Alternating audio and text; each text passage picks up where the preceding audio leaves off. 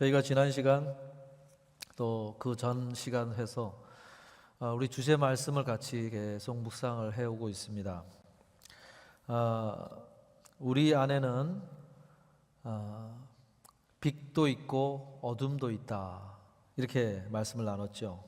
그래서 말씀의 빛으로 우리의 마음의 어두움을 자꾸 물러가게 하고 빛이 우리 안에 가득하도록 그렇게 해야 된다고 말씀을 드렸습니다. 아무리 한낮에 태양이 밝더라도 숲으로 들어가면 거기에 밝게 빛이 비치는 지역이 있고, 빛이 없어서 어두움이 드리워져 있는, 그늘이 드리워져 있는 그런 것이 있죠. 마치 우리 마음이 그렇다는 것입니다. 은혜의 빛이 비치고는 있지만 어느 순간 이렇게 둘러보면 내 마음에 드리워져 있는 어둠이 있고 그늘이 있다는 것입니다. 그래서 우리가 그 어두움을 자꾸 물러가게 해야 되는데, 그러려면 다른 방법이 없지요. 더 많은 빛이 내 마음에 들어오도록 해야 되는 것입니다. 말씀이라는 창을 통해 들어오는 빛이 우리 마음에 자꾸 들어오도록 해야만 그럴 수 있다는 거예요. 오늘 말씀도 그런 차원에서 우리에게 빛을 비춰주는 것입니다.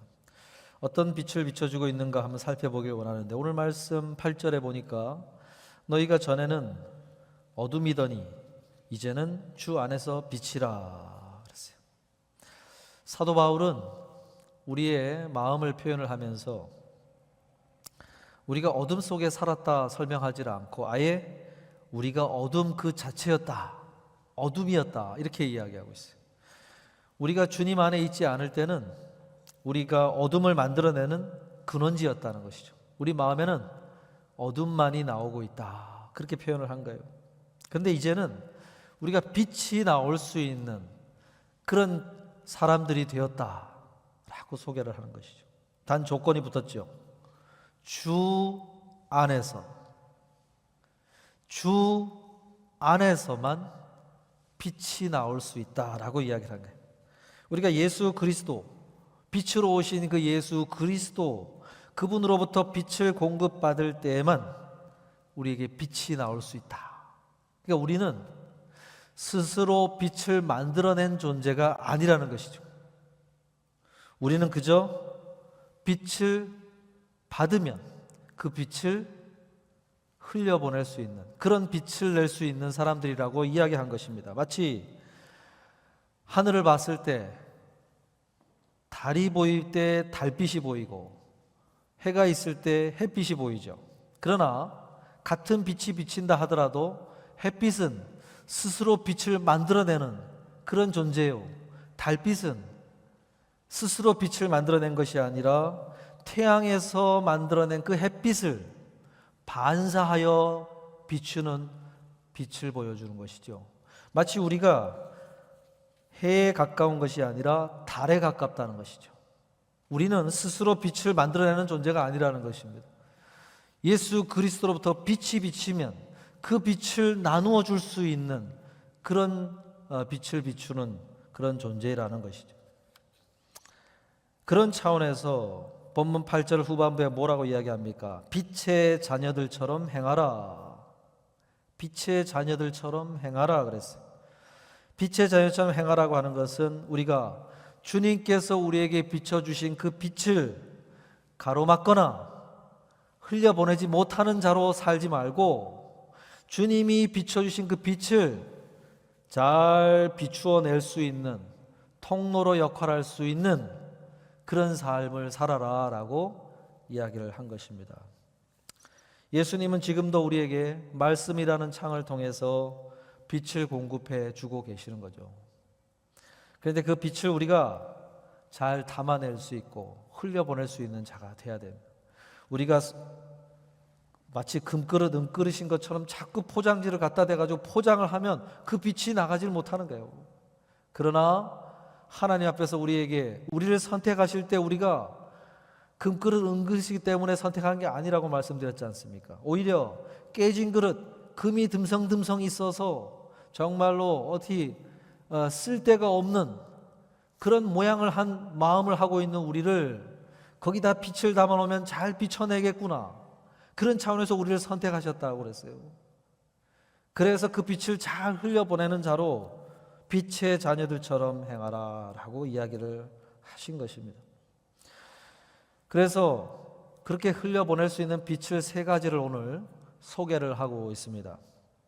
9절에 보니까 빛의 열매는 착함과 의로움과 진실함에 있느니라 그랬어요.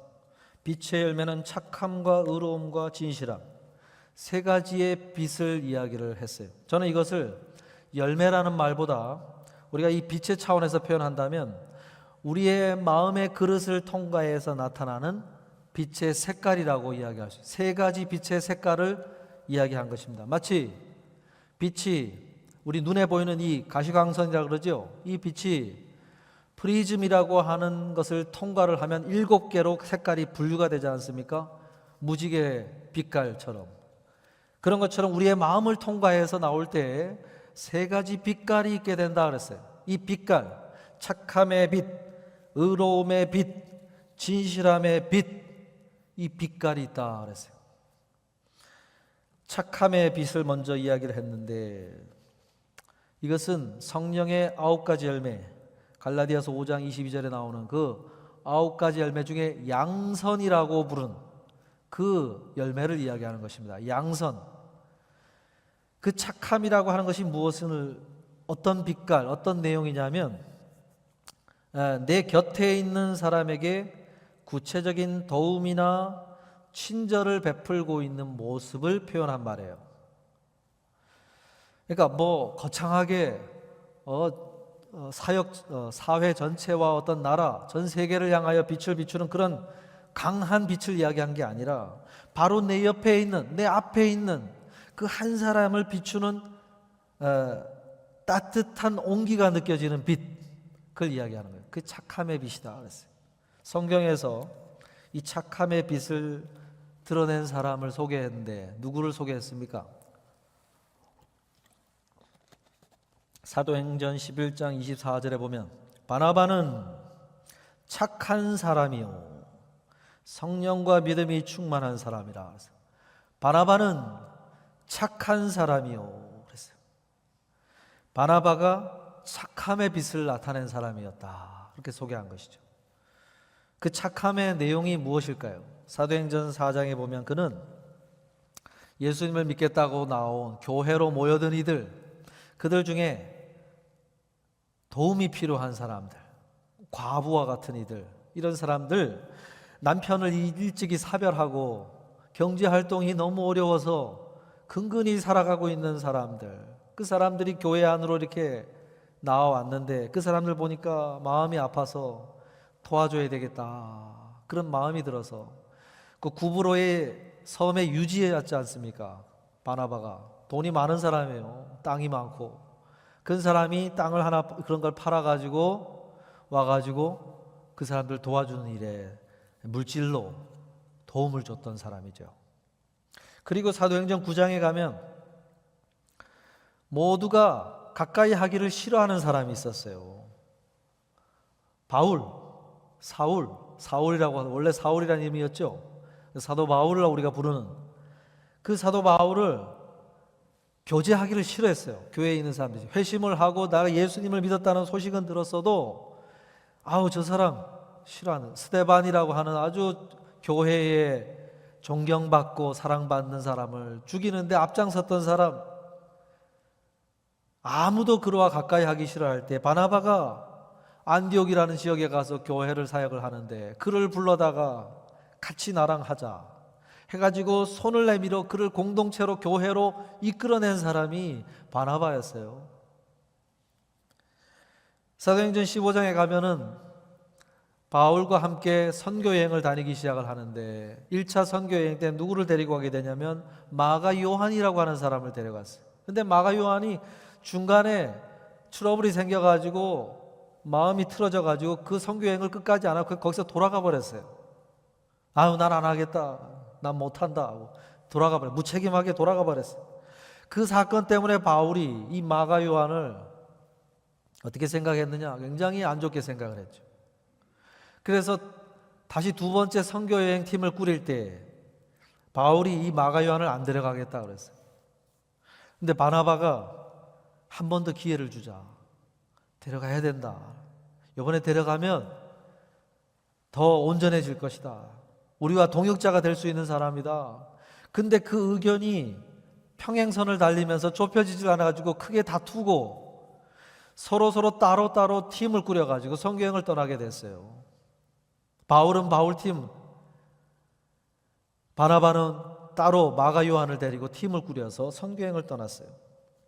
그런데 나중에 어떻게 되느냐? 마가 요한이 그 2차 선교행을 통해서 마음이 달라졌어요. 그래서 바울조차도 그를 신뢰하게 됐어요. 그래서 다음 선교여행 때도 그를 중용하고 그런 관계가 되었어요. 그러니까 바나바는 착함의 내용이 어떤 것들이냐? 그것은 그저 우리가 일반적으로 생각하는 착함, 사람들에게 잘 보이고 막 이런 게 아니라 물질을 가지고 사람에게 써야 한다면 기꺼이 쓸 수 있는 사람이었고, 사람들이 꺼려하는 인물이지만 주님이 쓰시길 원하신다는 확신을 주시면 욕을 먹으면서도 가까이 손을 내밀어서 그에게 다가가는 그런 결정을 하는 사람이에요. 그리고 다시 한번 기회를 줘야 한다는 확신을 주시면 다투고 싸우고 하더라도 기어이 그에게 손을 내밀어 그 주장을 관철해내는 그런 일을 한 사람이에요. 그게 일반적인 착함이 아니에요. 이것은 바나바에게 주신 이 비추어진 이 착함의 빛은 사람을 하나님의 뜻을 받들기 위해서 기꺼이 사람을 품어 안고 일으켜 세우고 뭔가 그렇게 해가는 따뜻함을 머금고 있는 빛이었다는 것입니다. 또 한 사람의 착한 사람을 소개하는데 사도행전 9장 36절에서 39절에 보면 도르가라고 하는 여인이 나옵니다. 도르가, 다비다라고도 이름하죠. 다비다가 원래 아람어로 원 이름이고 그걸 헬라 말로 도르가라고 이렇게 번역한 것으로 볼 수 있어요. 그가 요빠에 살았었는데 그가 병들어 죽게 되었다고 소식을 베드로에게 전했는데 그만 병들어 죽어버리게 됐죠. 그래서 베드로가 찾아왔을 때 이미 죽어 있었어요. 그랬을 때 베드로가 온 것을 보고 그 주변에 있던 사람들이 어떤 얘기를 하느냐? 사도행전 9장 39절에 보면 베드로가 일어나 그들과 함께 가서 이르매 그들이 데리고 다락방에 올라가니 모든 과부가 베드로 곁에 서서 울며 도르가가 그들과 함께 있을 때에 지은 속옷과 겉옷을 다 내보이거늘 그러죠. 도르가가 살아있을 때 어떤 일을 했느냐? 과부들에게 자기가 할 수 있는 바느질을 통해 가지고 겉옷, 속옷 이런 것을 지어 가지고 선물을 해줬다는 거예요. 입으라고, 추운데 입고 지내라고 하면서 바느질로 옷을 기어서 한 벌씩 선물을 했다는 거예요. 그렇게 선물해 줬다는 거예요. 때를 따라.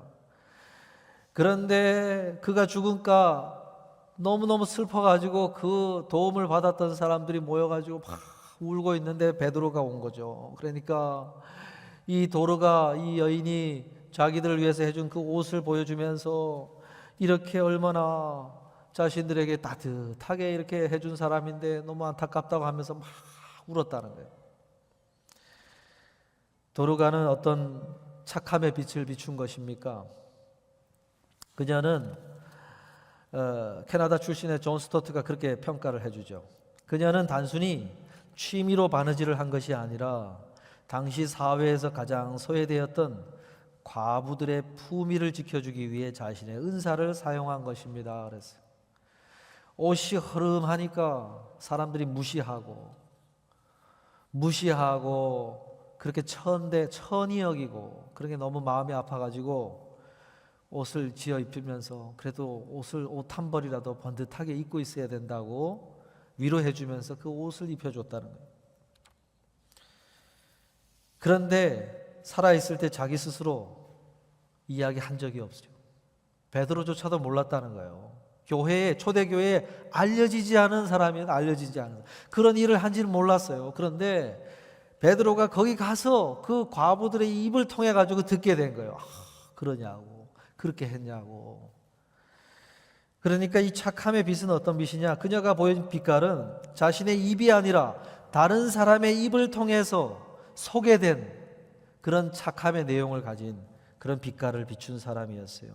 내가 이만큼 베풀었다고 그가 스스로 이야기한 적이 없는, 오히려 그의 도움을 받았던 과부들의 눈물을 통해서 알려지게 된 그런 빛깔을 비춘 사람이었어요. 그래서 주석가 매튜 헨리 목사님은 이 부분을 하나님이 과부들의 입을 통해서 그녀를 높여주신 사건이었다라고 평가를 해줬어요. 스스로도 얘기 안 하니까 하나님이 그걸 지켜보고 있다가 이런 기회에 과부들의 입을 통해서 초대교회 사도 중에 사도 베드로가 왔을 때 그에게 이것을 알려게 하나님이 높여주신 그런 사건이었다 그랬어요. 살아생전 자신의 그 일들을 뒤에 감추고 이름 없이 빛 없이 그 일을 했던 것이 그가 죽고 나서 그런 방식으로 알려지고 높임을 받았다는 것이죠. 여러분, 착함의 빛깔, 그 도르가가 보여준 착함의 빛깔은 스스로 자랑하는 빛이 아니라 그 도움을 받았던 이들의 간증을 통해서 소개되는 빛, 하나님이 높여주시는 방식으로 나타나는 빛이라고 한 것이. 여러분, 올 한 해 우리도 이런 빛깔을 좀 낼 수 있기를 바랍니다. 바나바는 위로의 일들로, 도르가는 바느질의 일들로 빛깔을 냈어요. 모두 같지는 않지요. 조금씩 다르지요. 그러나 그 안에 따뜻한 온기가 들어있는 빛이었어요. 각자의 자리에서 내가 할 수 있는 바를 가지고 이 따뜻한 온기를 담은 빛을 이름 없이 빛 없이 드러내고 나누어 줄 때 하나님이 우리를 높이 평가하시고 다른 사람들의 입을 통해서 칭찬하게 되는 그런 빛을 낼 수가 있다는 것입니다. 아나니아와 삽비라가 바나바를 좀 쫓아서 흉내내려고 하다가 흉내내다가 더 큰 화를 당한 적이 있어요. 그건요, 억지로 할 수 있는 문제가 아니에요. 우리에게 주시는 하나님의 사랑의 온기가 있는 사람이 따뜻한 온기를 그렇게 낼 수가 있는 것입니다. 올 한 해 이런 착함의 빛깔을 낼 수 있는 우리 모두가 되시기를 주님의 이름으로 축원합니다. 두 번째 빛이 뭐냐? 의로움의 빛이라고 했어요. 의로움의 빛. 앞서 이야기한 착함이 따뜻한 빛이라고 한다면 이 의로움의 빛깔은 어떤 빛이냐면 길을 보여주는 빛이다라고 할 수 있어요. 길을 보여주는 빛. 우리가 가야 할 방향을 안내해 주는 빛이다라고 할 수 있어요. 이 의로움이라고 하는 이 말의 헬라어 단어는 디카이오시네라는 말이 쓰였는데 이거는 하나님의 뜻에 자신을 맞추는 것을 의미하는 말이에요. 하나님의 뜻에 자신을 맞추는 것. 구체적인 어떤 상황이 생겼을 때 되도록 자신의 감정이나 즉흥적으로 생기는 생각을 따라 결정하기보다 하나님 앞에서 책임 있는 선택을 하는 그런 모습을 통해서 나타나는 빛깔이 의로움의 빛이라고 할 수 있습니다. 하나님의 뜻을 담은 말씀의 나침반에 자신의 선택, 그 걸음을 맞추는 빛이죠. 그래서 이 모습을 지켜보는 다른 누군가에게 나도 저렇게 해야지 하는 선한 영향을 끼치는 빛을 이 의로움의 빛이라고 할 수 있습니다. 성경에서 이런 빛깔을 나타낸 사람을 좀 찾아볼 수 있죠. 특별히 사무엘상 24장에 보면 다윗이 그런 빛을 나타냈죠. 다윗이 골리앗을 쓰러뜨린 다음에 사람들이 그를 칭송하고 높이는 인기가 있어지니까 사울이 그걸 시기하고 질투해서 미워해서 그를 죽이려고 해서 도망을 다닐 때 어떤 일이 생겼습니까? 동굴 속에 숨어 있는데 사울이 거기에 잠시 들어와 쉬고 나간 적이 있어요. 그럴 때 안심하고 거기에서 무장을 해제하고 동굴 속에 들어와 가만히 있을 때 그 동굴 깊은 곳에서 숨어 있던 다윗과 함께 있던 사람들이 있었죠. 주변에 다윗의 사람들이 뭐라고 그랬습니까? 이것은 사울 왕을 죽일 수 있는 절호의 기회입니다. 하나님이 주신 절대절명의 아주 너무나 좋은 기회입니다. 그러면서 그를 죽이자고 부추길 때 다윗은 어떤 선택을 했습니까? 사무엘상 24장 6절 7절에 보면 자기 사람들에게 이르되 내가 손을 들어 여호와의 기름 부음을 받은 내 주를 치는 것은 여호와께서 금하시는 것이니 그는 여호와의 기름 부음을 받은 자가 됨이니라 하고 다윗이 이 말로 자기 사람들을 금하여 사울을 해하지 못하게 하니라. 다윗은 대신 사울의 옷자락만 가만히 다가가서 베어내고 그를 무사히 나가도록 가만히 내버려뒀죠.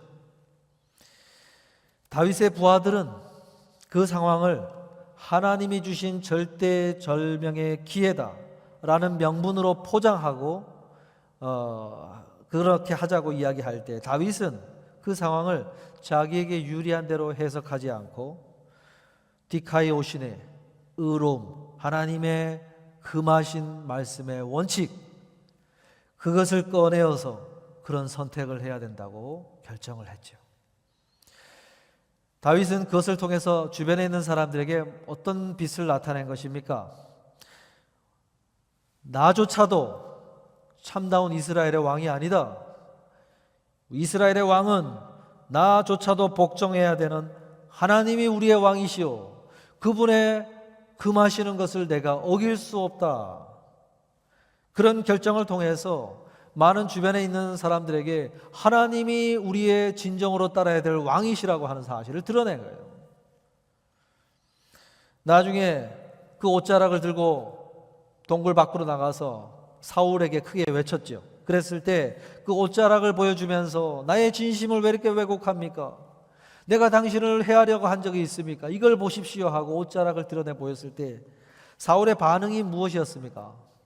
사무엘상 24장 17절에 나는 너를 학대하되 너는 나를 선대하니 내가 나보다 의롭도다. 광기에 비쳐있던 이 사울의 마음속에서도 의로움의 빛이 비친 거예요. 그 사울의 그런 행동을 보면서 야, 하나님 앞에서 나는 너를 학대하되 너는 나를 선대하는구나. 너가 나보다 의롭도다. 그 마음에도 양심의 등불을 잠시나마 밝힐 수 있는 은혜를 끼쳤다는 거예요. 예수님의 어머니 마리아가 정혼한 남자 요셉이 있었죠. 그도 어떤 빛깔을 나타냈느냐? 이 의로움의 빛을 나타낸 사람이에요. 마태복음 1장 19절에 보면은 마리아와 정혼하였던 요셉이 마리아가 임신하였다라는 이야기를 듣고 나서 어떻게 반응을 합니까? 그의 남편 요셉은 의로운 사람이라 그를 드러내지 아니하고 가만히 끊고자 하였다. 관계를 끊고자 하였다라고 소개를 하죠. 요셉이 의로운 사람이라고 소개하면서 어떤 선택을 했다는 거예요? 가만히 관계를 조용히 정리하고자 했다 그랬어요. 자신 아내들은 정혼한 여인으로서 어떤 남자를 만났길래 그렇게 임신을 했는지 막 배신감과 분노와 미움의 감정들이 막 찾아올 수 있는데 마음 같아서는 이걸 사람들에게 알리고 율법에 의해서 돌로 죽여도 할 말이 없는, 그렇게 해도 마음이 내키지 않을 그런 마음의 선택을 할 수 있음에도 불구하고 조용히 알리지 않고 그와 관계를 정리하려고 하는 그 모습을 그는 의로운 사람이었다라고 소개를 한 거예요. 그러니까 성경이 말하는 의로움의 빛깔은 어떤 빛이냐? 완벽한 사람, 완전한 사람을 말하는 것이 아니고 때로는 고민하고 흔들릴 수 있지만 결정적인 순간에 내 감정의 핸들을 꺾어서 하나님의 뜻이라는 나침반에 나를 맞추어 책임 있게 결정하는 사람, 그 사람이 의로운 빛깔을 나타내는 사람이라고 이야기하는 것입니다. 여러분, 우리에게 이런 의로움의 빛을 나타내는 한 해가 될 수 있기를 바랍니다. 감정의 기복을 따라 즉흥적으로 이런 결정 저런 결정 뒤집듯이 막 이렇게 하는 것이 아니고, 또 내키는 대로 감정을 따라 행동하는 것이 아니고, 결정적인 순간의 선택은 하나님의 뜻 앞에서 책임 있게 선택하는, 그것이 나를 지켜보는 사람들에게 내가 저렇게 해야 되겠구나 하는 그런 의로움의 빛을 나타내는 결정을 하는 그런 빛깔을 나타내는 사람이라는 거예요. 우리가 돈을 벌고 돈을 사용을 할 때에도 그렇게 결정하고 선택할 수 있고, 우리에게 주어진 권한을 사용할 때의 자세와 태도를 어떻게 보이느냐, 그것도 이러한 책임 있게 선택하는 것을 할 수 있죠. 그리고 사람들과 맺는 관계를 맺는 것 앞에서도 그렇게 의로움의 선택을 하면서 빛을 나타낼 수 있다는 것입니다. 그래서 신학자 N.T. 라이트는 이 의로움의 빛을 이렇게 정의합니다. 나는 하나님 나라에 속한 사람이고 하나님 나라의 방식으로 살아간다는 것을 드러내는 모습이 의로움의 모습이라고 설명을 했어요. 여러분, 올 한 해 하나님 나라의 방식을 쫓아 살아가는 이 의로움의 빛깔을 나타내시는 우리 모두가 될 수 있기를 바랍니다. 마지막 세 번째 빛이 무엇이라고 소개합니까? 진실함의 빛이라 그랬어요. 진실함의 빛. 진실함이라고 하는 이 말은 알레세이아라고 하는 헬라어 단어가 있어요. 이 뜻은 무슨 뜻이냐면 꾸미지 않는다 그랬어요. 꾸미지 않는다. 투명해지는 것을 말하는 것입니다. 투명한 것. 억지로 자신을 꾸미지 않는다. 여러분, 꾸미지 않는다는 것은 어떤 면에서 위험한 일이에요. 그렇지 않습니까? 투명해진다고 하는 것은 위험한 일이에요. 왜냐하면 내가 투명해지면 내 내면 안에, 내 마음 안에 빛이 있을 땐 괜찮아요. 근데 빛이 없고 어둠이 있으면 이 어둠이 드러나기 때문이에요. 그래서 투명해진다고 하는 것은 위험한 일이에요.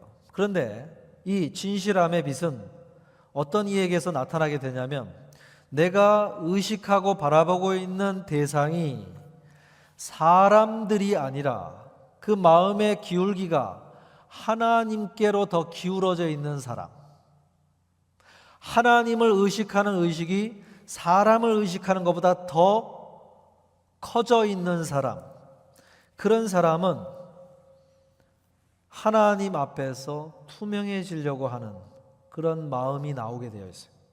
진실해지려고 하는 마음이 나오게 되어 있어요.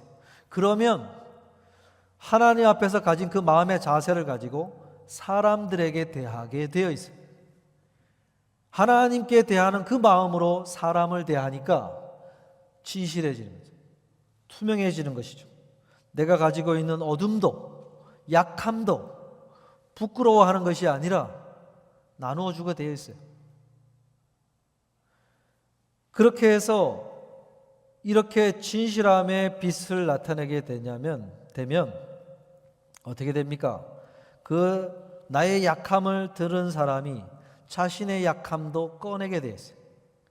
진실해지게 되어 있어요. 그 진실함을 통해서 하나님 앞에서 함께 진실함의 걸음을 걷게 되는 것이죠. 하나님 앞에서 진실하지 못하고 오히려 사람을 의식하는 것이 더 강하게 있는 사람은 포장하게 되어 있어요. 투명해지기가 위험하다고 생각을 합니다. 그래서 이 사람을 만나면 이런 태도, 저 사람을 만나면 저런 태도, 이 사람을 만나면 이런 얘기, 저 사람을 만나면 저런 얘기, 같은 이야기를 가지고도 이 사람을 만나면 다른 얘기하고 저 사람을 만나면 다른 얘기를 하는 이중적인 모습을 취하게 되어 있어요. 잠언 26장 24절 26절에 보면 원수는 입술로는 꾸미고 속으로는 속임을 품나니 그 말이 좋을지라도 믿지 말 것은 그 마음에 7가지 가증한 것이 있음이니라. 속임으로 그 미움을 감출지라도 그의 악이 회중 앞에 드러나리라 그랬어요. 시편 잠언에 나오는 사람들의 이중적인 모습을 다 그렇게 설명해요. 이 사람을 만나면 이렇게 얘기하고 저 사람을 만나면 저렇게. 한 가지 일이 벌어져도 이 사람 만나면 저 사람 만나면 그것 자꾸 이중적으로 포장해서 이야기를 하기 때문에 어떤 게 진실인지 모르는 것이죠. 그런데 왜 그렇게 됐느냐? 하나님 앞에 진실되게 선 경험이 없기 때문에요. 하나님 앞에 진실하게 서지 못하는 마음의 상태이기 때문에 사람이 중요한 것이고 사람 앞에는 그렇게 포장하는 게 중요한 것이죠. 그래서 그렇게 나온다는 거예요. 그래서 초대 교부 어거스틴은 진실함을 이렇게 얘기합니다. 진실함은 사람을 두려워하는 것에서는 절대로 이루어지지 않습니다. 오히려 하나님의 은혜에 대한 신뢰함에서 나오게 되는 것입니다. 그랬어요. 절대로 사람을 의식하는 데서는 나올 수 없는 빛이다 그랬어요. 하나님 앞에서 진실하게 투명해진 사람이 다른 사람을 향해 설 때도 그렇게 서기 때문에 내 마음에 주신 빛이 그런 방식으로 진실함의 빛으로 나오게 되는 거예요. 잘못했을 때 하나님 앞에 변명하지 않는 용기를 갖게 된 사람이 다른 사람을 향해서도 변명하지 않게 돼요. 하나님 앞에서 나의 약함을 숨기지 않은 그런 경험을 가지고 그런 은혜를 가진 사람이 다른 사람 앞에서도 나의 약함을 숨기지 않는 담대함을 가지게 되는 거예요. 하나님 앞에서 실패를 인정하고 그렇게 나아간 그런 자세와 태도를 취하고 걸어간 사람이 다른 사람 앞에서도 나의 실패를 인정하고 드러내는 거예요. 근데 그 드러내는 걸 통해서 다른 사람이 꽁꽁 감춰뒀던 것을 열어놓게 만드는 은혜의 빛을 비추게 되는 거죠. 그 빛을 가지고 하나님 앞에서도 그렇게 진실된 걸음을 걷게 되게끔 만드는 은혜를 끼치게 된다는 거예요. 그래서 독일의 신학자 본헤퍼는 신자들의 공동생활 책에서 진실한 공동체, 이 진실한 빛깔을 많이 내어놓는 사람들이 모인 공동체는 서로를 하나님 앞에 서게 한다 그랬어요. 여러분, 우리 새생명교회 공동체가 이런 진실함의 빛깔을 많이 내어놓는 사람들이 모인 공동체가 될 수 있기를 바랍니다. 그래야 여기에 찾아온 사람들이 그 빛을 보면서 그렇게 마음의 진실함의 빛을 하나님 앞에서 갖게 되는 거예요. 말씀을 마무리하려고 하는데요, 예루살렘에 가면 성지 순례객들이 많이 찾아오는데 거기에 사람들이 많이 찾지 않는 코스가 있더라고요. 그 코스는 성전 남동쪽 모퉁이 지하에 있는 마스터 코스라고 하는 부르는 곳인데, 거기 가면은 성전을 지을 때 기초석을 만들어 놨는데 그 기초석들을 쭉 둘러보는 코스예요. 거기를 가보면 성전을 짓기 위해서, 그 거대한 성전을 짓기 위해서 기초를 놓기 위한 통으로 된 돌을 그대로 옮겨와서 통으로 된 돌을 갖다가 거기다가 놓았는데 그 규모가 어마어마하다는 거예요. 그 돌들이 하나가 무게가 약 570에서 600톤에 달하고 13.6m 정도 되는 길이의 돌들을 깎아가지고 그대로 옮겨와가지고 기초석을 삼았다는 거예요. 그래서 그 기초석을 볼 때 뭐 건축가라든지 고고학자들이 보면서 감탄을 하는 이유가, 굉장히 견고하게 그걸 지어놨기 때문에 지금도 별다른 보수 공사를 안 해도 그 유적지가 그대로 떠받치고 있는 힘을 버텨낼 수 있는 그 기초석이라는 거예요.